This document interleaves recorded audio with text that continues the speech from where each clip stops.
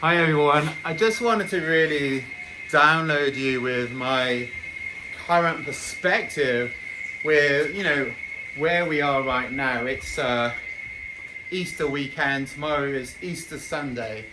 And as you know, Easter Sunday is all about the springing back to life.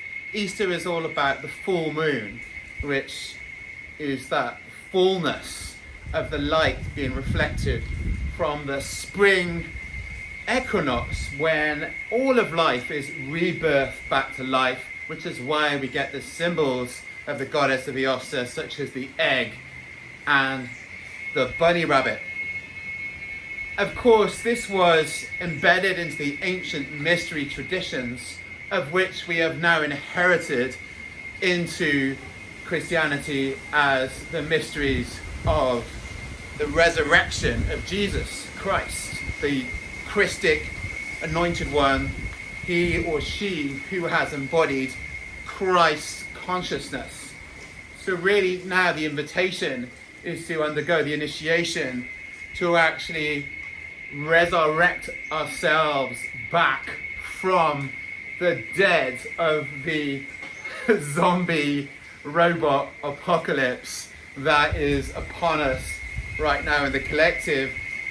We are all asleep until we wake up to our true, divine, immortal and eternal nature, which is infinite and omnipresent.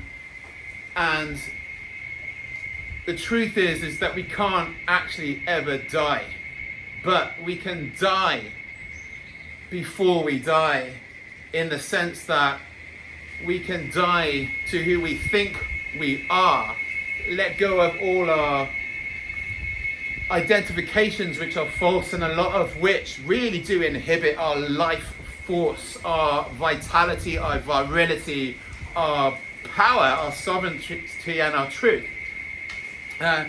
We need to really take responsibility to become sovereign, to become powerful and to become free. And the only way that I know to do that is to fully go down into the depths of the shadow, down into the underworld, down into the Celtic otherworld, the land of the dead. Cyrus was the lord of the underworld, and it was he who was remembered from the dismembering that had taken place by his evil brother Set, from which we get words such as TV set, which ensues the programming of the matrix, and even the settee that you sit on to watch the TV set to undergo this programming. It's also where we get the word Satan. Set was the evil brother of Osiris, and he cut him up into many pieces. And then Isis, the goddess of the divine feminine, with her wings, was able to fly to all the corners of Egypt and remember him. And then with the help of Thoth, the god of magic,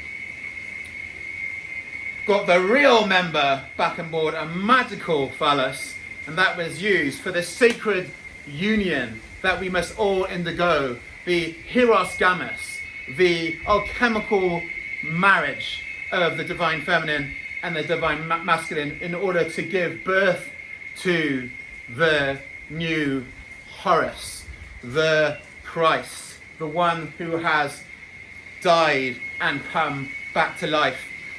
In yogic terms, how we actually go down and embrace that shadow and actually reclaim the parts of us that we have lost, and really own in the darkness and the depths of the dungeons of the basement within us.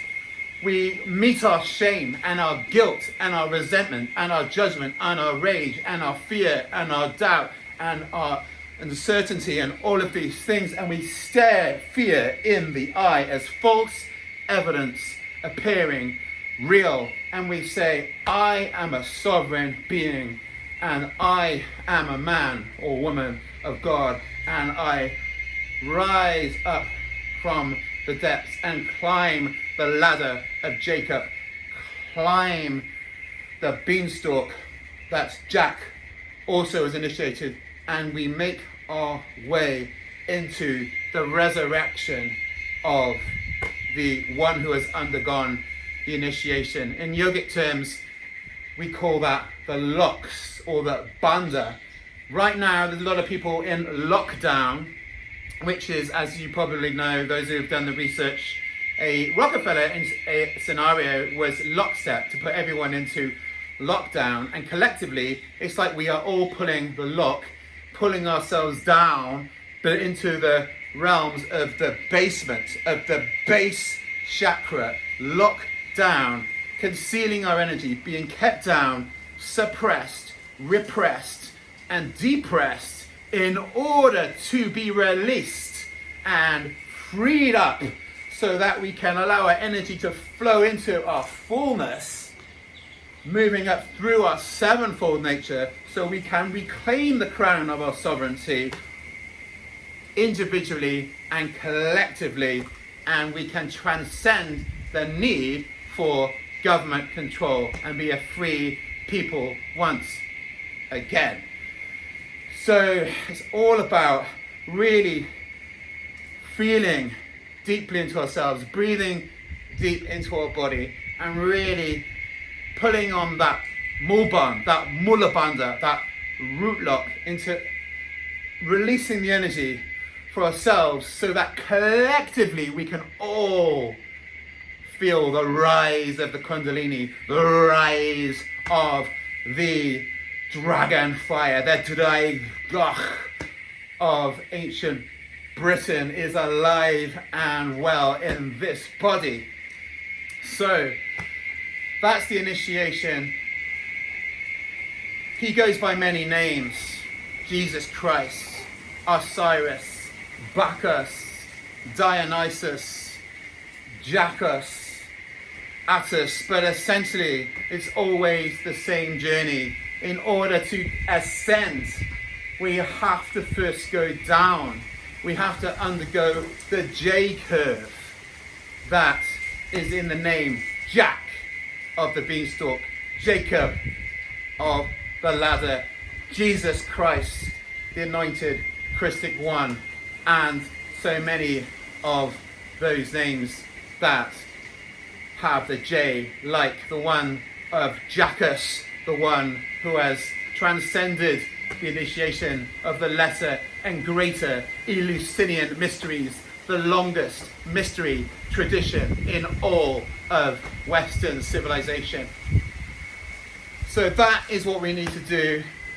Ready ourselves for tomorrow, and if it's already been Easter Sunday, then, well, this is something which we have to do over and over again.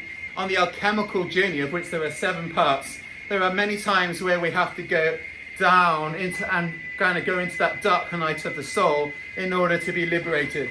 It's a spiral, it's a journey, but we need to keep on assuming that there is more to uncover, that there is more to dive into, that we have more hidden depths in order to reach that alchemical gold and reclaim the magical cauldron of Ceridwen that King Arthur once found in the Celtic otherworld. Yes, I'm talking about the Holy Grail. Are you ready to find your royalty, your divinity?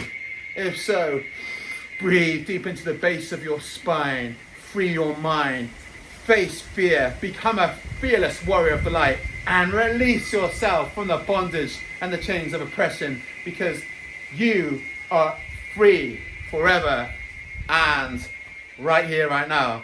Thanks for watching. See you next time.